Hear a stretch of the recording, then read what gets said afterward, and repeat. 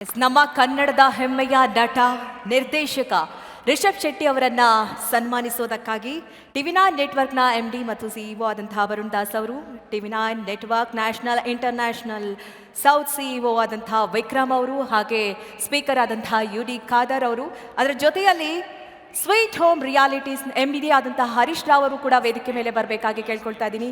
ಸನ್ಮಾನವನ್ನು ಸ್ವೀಕರಿಸೋದಕ್ಕೆ ರಿಷಬ್ ಶೆಟ್ಟಿ ಅವರು ಕೂಡ ವೇದಿಕೆ ಮೇಲೆ ಬರಬೇಕು.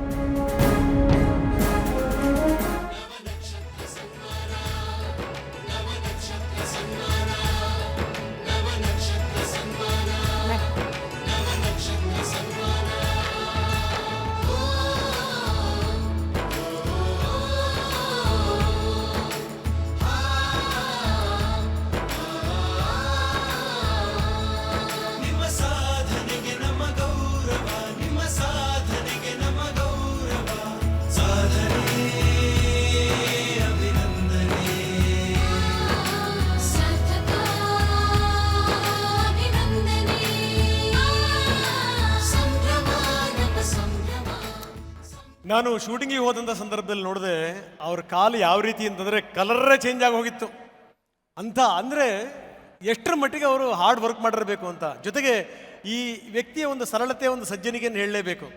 ನಾನು ಕೂಡ ಈ ರೀತಿ ಪಂಚೆ ಉಟ್ಕೊಂಡು ಹೋಗಿದ್ದೆ. ಆ ಪಂಚೆ ಯಾಕೋ ಮೇಲೆ ಕೆಳಗಡೆ ಆಗ್ಬಿಟ್ಟಿತ್ತು, ನಾವು ಪಂಚೆ ಉಟ್ಟು ರೂಢಿ ಇಲ್ವಲ್ಲ. ಆವಾಗ ಒಬ್ಬ ಸ್ಟಾರ್ ನಟ, ಒಬ್ಬ ಡಿವೈನ್ ಸ್ಟಾರ್ ಬಂದು ಕೆಳಗಡೆಗೆ ಮಂಡಿ ಊರಿ ಕೂತು ಆ ಪಂಚೆನೆಲ್ಲ ಸರಿ ಮಾಡಿ, ಒಂದು ಸರಿ ಅಲ್ಲ 2-3 ಸರಿ ಅದಾದ್ಮೇಲೆ ಕೂಡಿಸಿದ್ರು. ನನಗನ್ನಿಸ್ತು ಇವ್ರು ಯಾಕೆ ಮೇಲಕ್ಕೆ ಬಂದರು ಅಂತಂದರೆ this is the reason. Yes, ಸನ್ಮಾನ ಸ್ವೀಕಾರ ಮಾಡಿದ್ದಾರೆ ಸರ್.